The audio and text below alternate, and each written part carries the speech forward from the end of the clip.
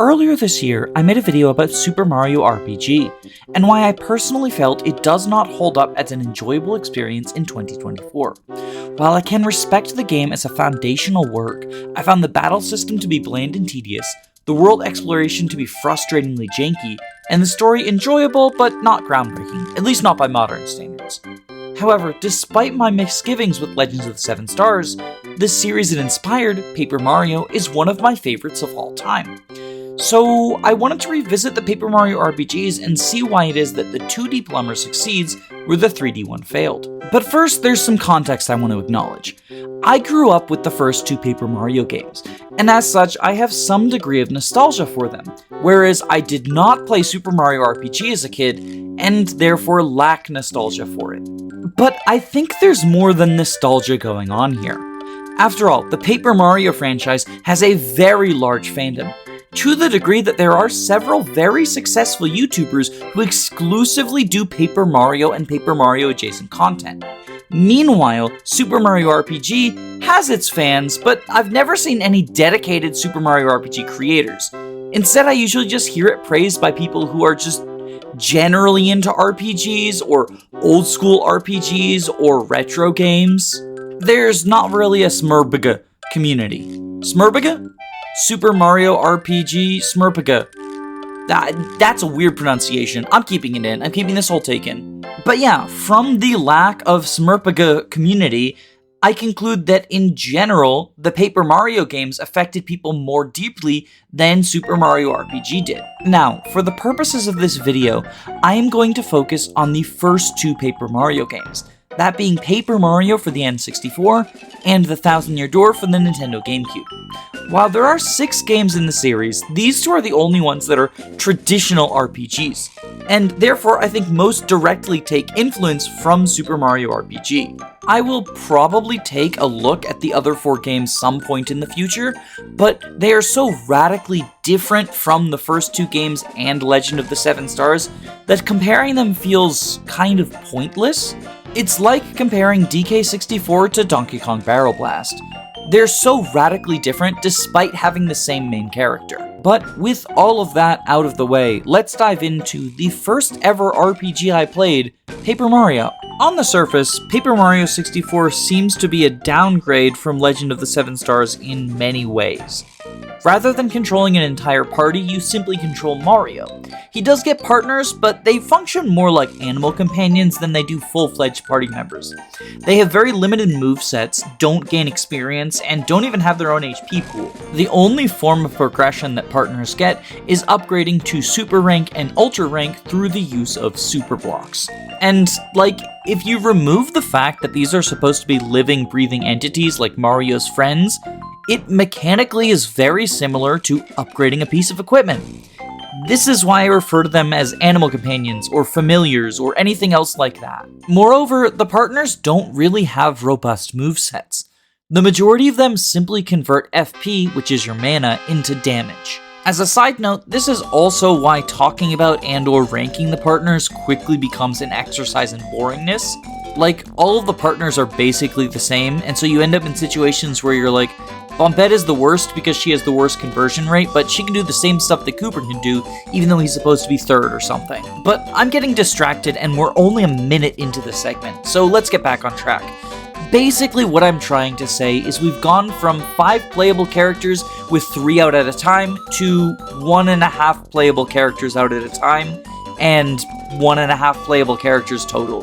1 3/4 if you're being generous. Additionally, Mario, the only character you have access to, works much differently in Paper Mario 64 than he does in SMRPG. In SMRPG, he and the other party members are very similar to just traditional RPG party members. They gain mostly fixed stats on level up, although you can do some customization with extra points of HP, strength, or magic. At higher levels, they get access to new spells and abilities, and at each town they can purchase new equipment to upgrade their prowess in battle, either armor or weapons, to increase both defense and offense, and accessories that each give a special effect, and each party member can equip one of them. Paper Mario, on the other hand, doesn't have any armor, and it doesn't really have weapons. You do have a jump and hammer, each of which get upgraded at several points in the story, but you're not really making a choice as to what weapon to equip. For example, in other RPGs, sometimes you choose between a high-power inaccurate weapon and a low-power accurate weapon, but here you just have whatever the story gave you. But on the topic of your jump and your hammer, let's talk about them, because while they're not as customizable as other RPG weapons, Mario's access to both of them as basic attacks is a key part of the battle system. Every turn, Mario can either attack with his jump or his hammer without spending any other resources. When they are at the same upgrade level, they will deal the same amount of damage, but it is worth noting that the hammer receives its upgrades prior to the equivalent ones for the jump.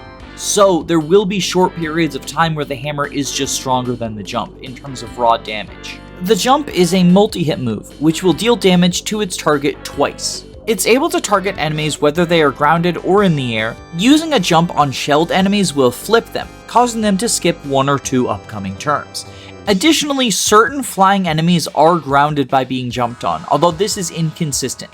As a general rule of thumb, if there is a grounded version of the enemy, jumping on them will turn them into the grounded version. So, for example, by jumping on a Para Koopa, you can turn it into a regular Koopa. On the other hand, if you jump on a Bzd, there is no grounded version of a Bzd, so you just still have a Bzd, which is the funniest enemy name. There are 2 primary downsides to using jump. The first is that certain enemies are immune to jump. Enemies with spikes or enemies who are on fire will not take damage from Mario jumping on them, and instead Mario will be dealt damage by them. Although if you want to, there are badges available to passively negate this effect. The second downside is because jump damage is divided, if an enemy has defense, that defense will apply twice.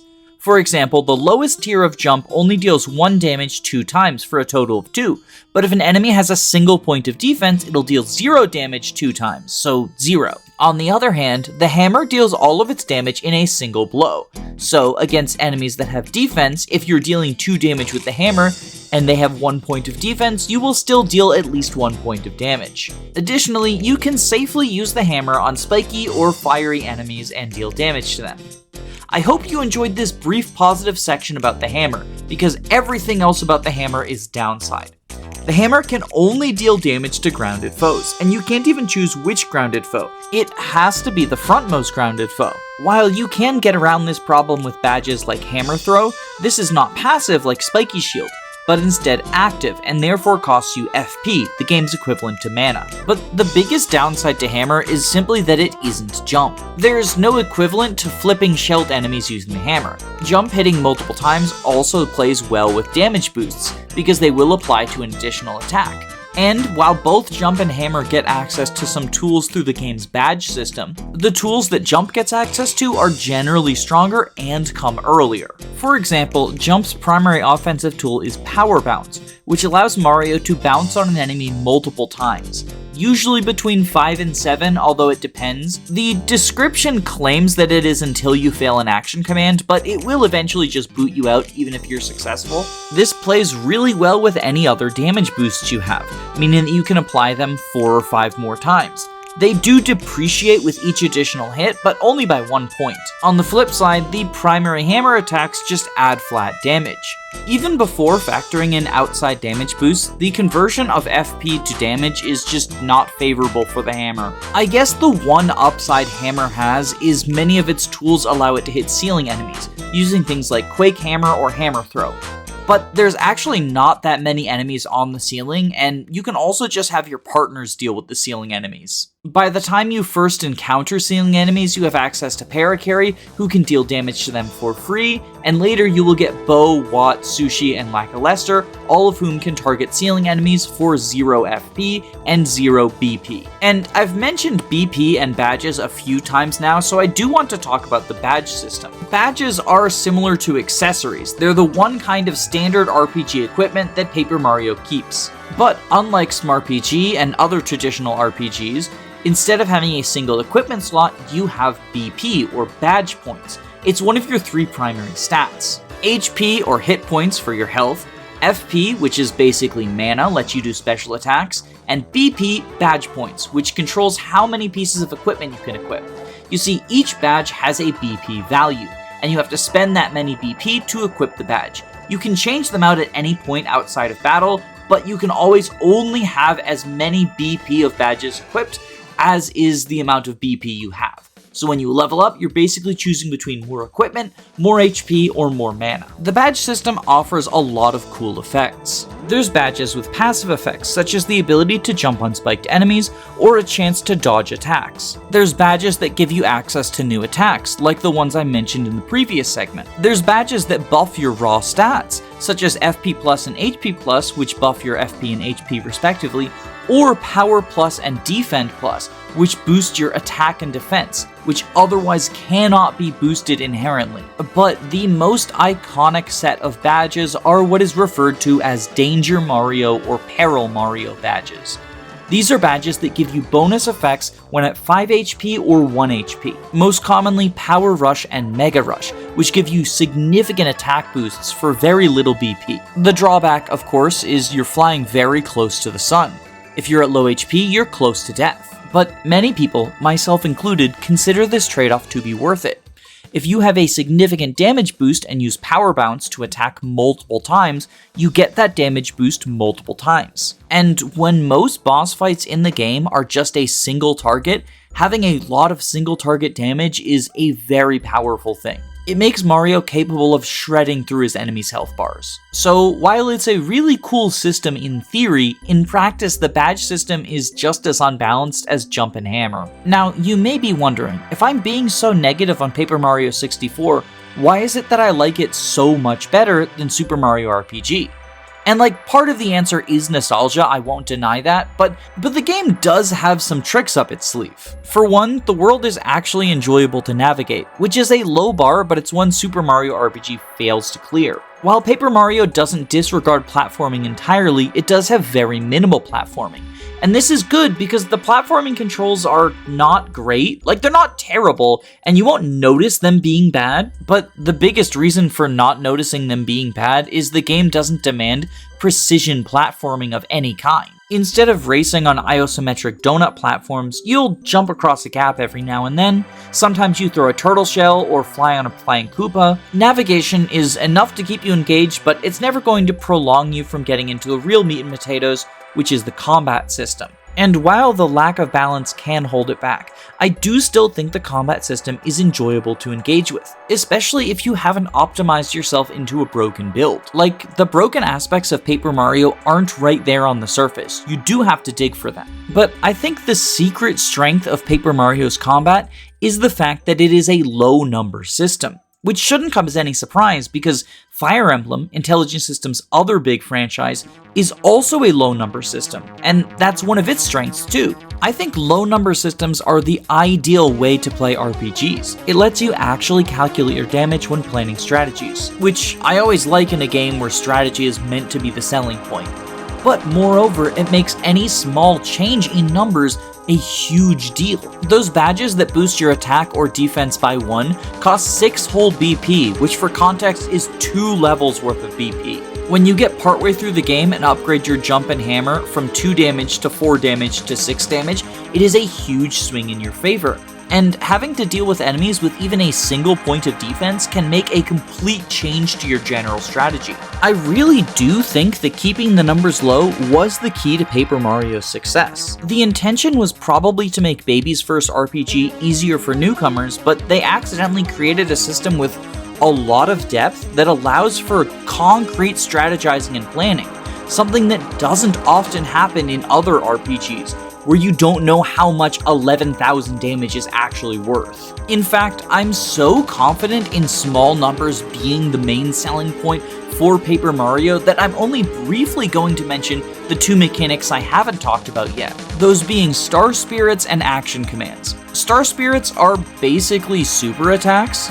You get 1 at the end of each of the game's chapters, and they consume a resource other than FP, which is your standard mana.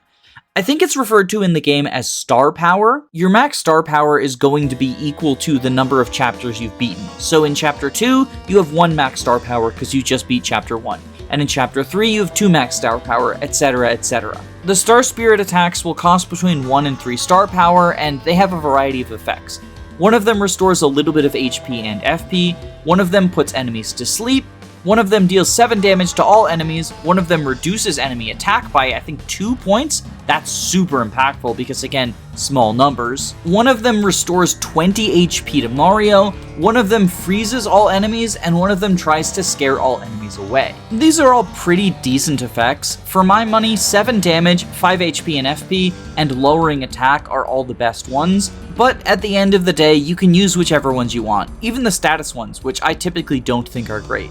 Oh yeah, this game does technically have status effects, but they're super rare, which is good, because I talked about how status effects are awful in SMRPG, and they're kind of worse here. Like, Dizzy and Sleep just make it so that Mario can't move, and since Mario is your only party member, you're just omega fucked when that happens. Thankfully, most of the status conditions are contained by enemies in optional areas. But yeah, that is an area where they definitely got worse than Super Mario RPG. So SMRPG fans, that's your win. Status effects are back and they're even worse, and Paper Mario sucks with them. But one thing that, in my opinion, Paper Mario did improve on was action commands. With the exception of a few of Gino's moves, all of the action commands in Super Mario RPG were just timing the A button correctly, which makes sense because the system was originally referred to as timed hits.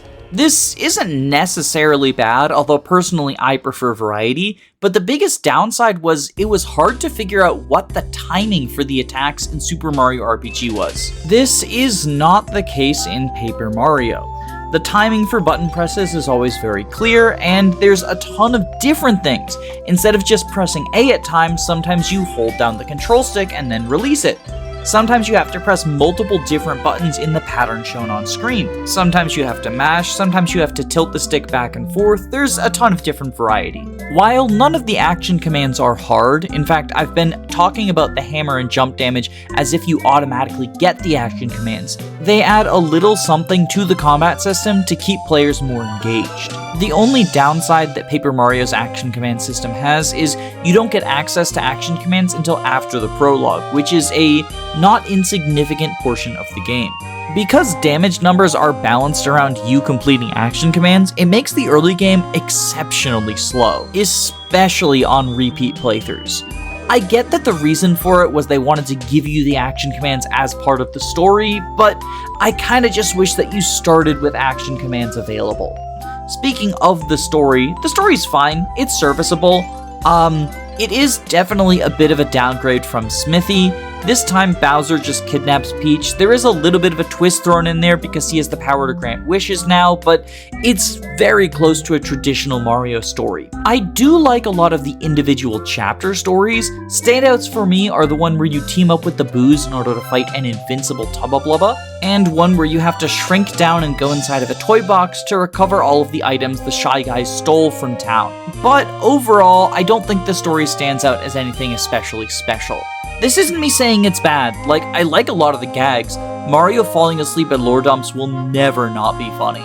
But at the end of the day, if story was the only reason I was playing these games, then I would prefer Legend of the Seven Stars to Paper Mario. I don't really have any concluding thoughts. I've kind of gone over my entire point. But all of that combined is why I feel Paper Mario stands the test of time better than Super Mario RPG. It's definitely not a perfect game. I went over a lot of the big flaws, and they were improved upon in the sequel, Paper Mario: The Thousand-Year Door, which is often considered to be amongst the best RPGs ever made. Initially, this video was actually going to talk about both Paper Mario 64 and Paper Mario: The Thousand-Year Door, but it turns out I had a lot more to say about Paper Mario 64 than I thought.